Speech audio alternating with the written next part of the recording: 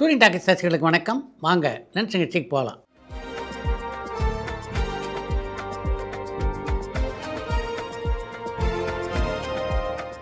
என்னப்பா முதல் கேள்வி?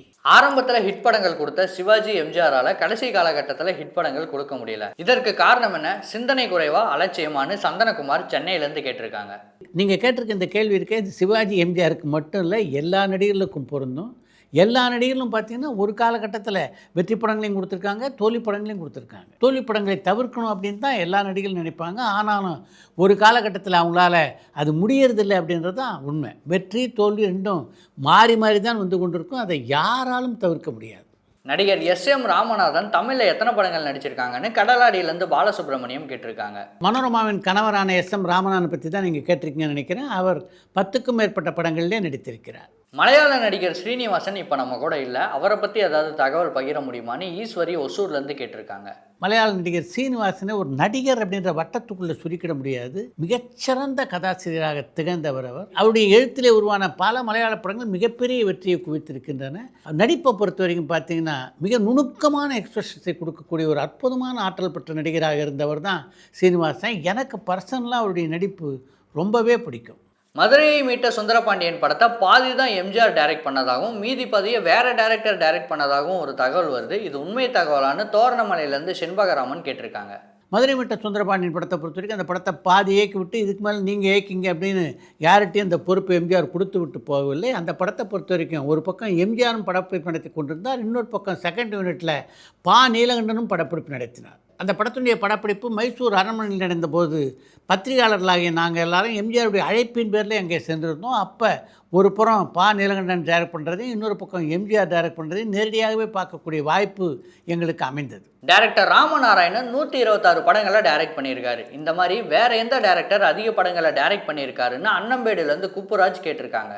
தமிழ் சினிமாவில் சத்தம் இல்லாமல் பல சாதனைகளை செய்தவர் தான் ராமநாராயணன். அப்படிப்பட்ட ஒரு சாதனை தான் 100க்கும் மேற்பட்ட படங்களை இயக்கிய அவருடைய சாதனை. அந்த சாதனை இன்று வரையிலே தமிழ் சினிமாவிலே யாராலும் முறியடிக்கப்படலை. இனியும் யாரும் அதை முறியடிக்கக்கூடிய வாய்ப்பு இருப்பதாக நான் நினைக்கலை.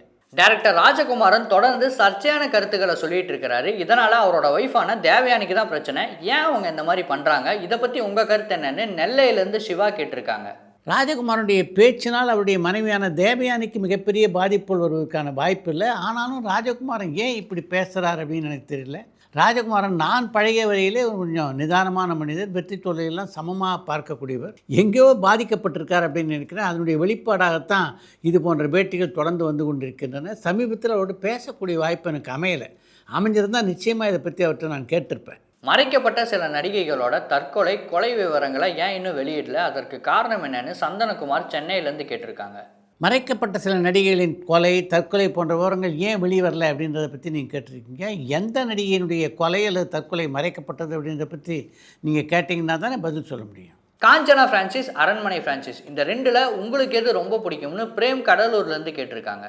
காஞ்சனா பிரான்ச்சைஸிலும் அரண்மனை பிரான்ச்சைஸிலும் பல பாகங்கள் வெளிவந்திருக்கின்றன. ஆனால் என்னை பொறுத்த வரைக்கும் எனக்கு ரொம்ப பிடித்ததுன்னா அரண்மனை பார்ட் 1 தான். அதே மாதிரி காஞ்சனா பார்ட் 1 தான்.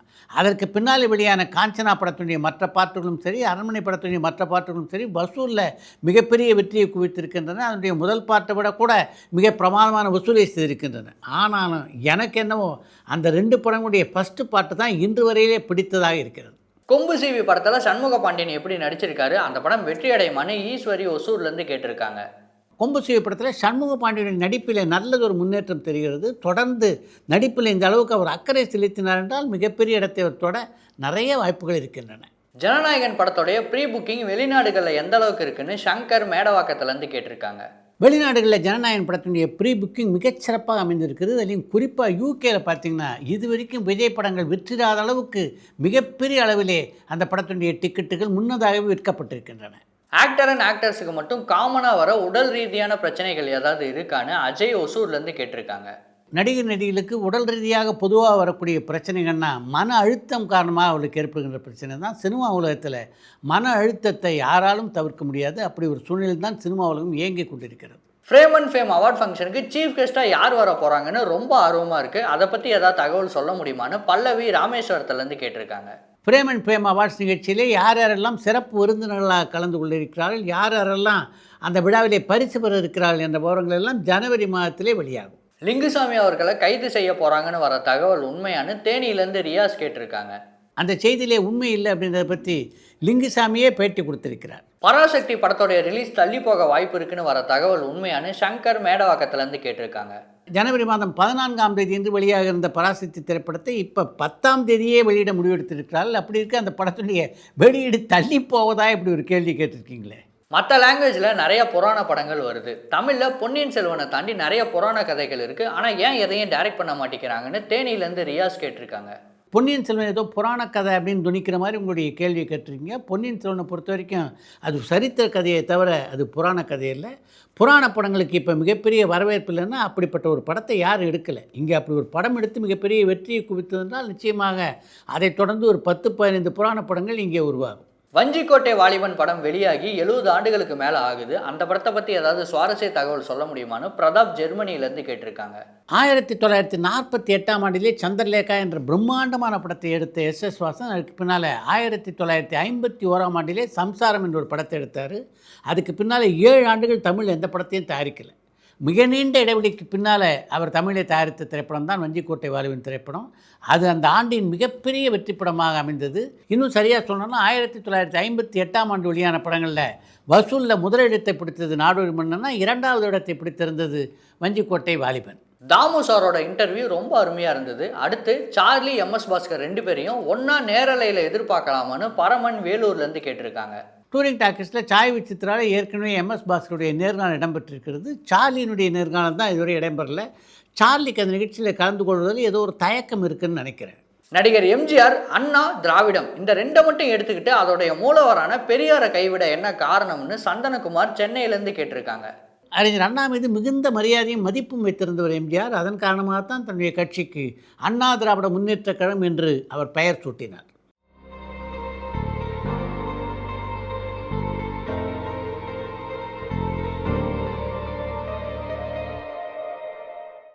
ஆட்சி மனோரமா மாதிரி 1000 படங்களுக்கு மேலே நடித்தது நம்பியார் மட்டும் தானான்னு தோரணமலையிலேருந்து செண்பகராமன் கேட்டிருக்காங்க.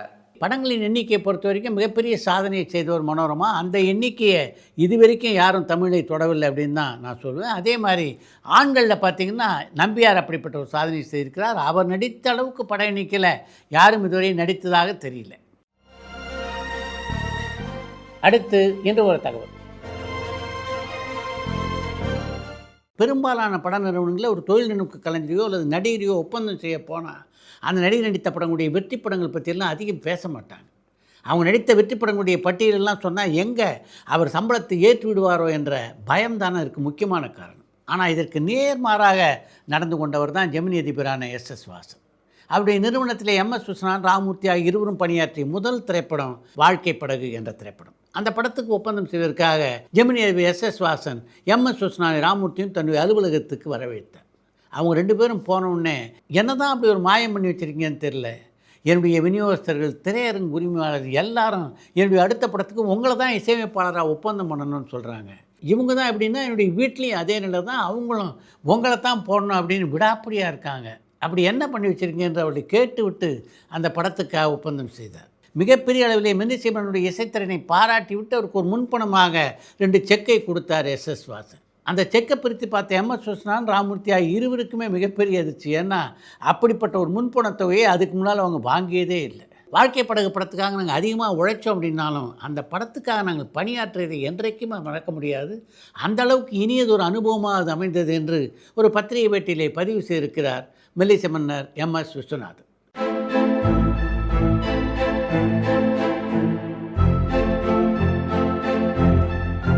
இத்துடன் இன்றைய லென்ஸ் நிகழ்ச்சி நிறைய வருகிறது. மீண்டும் அடுத்த லென்ஸ் நிகழ்ச்சியிலே சந்திப்போம்.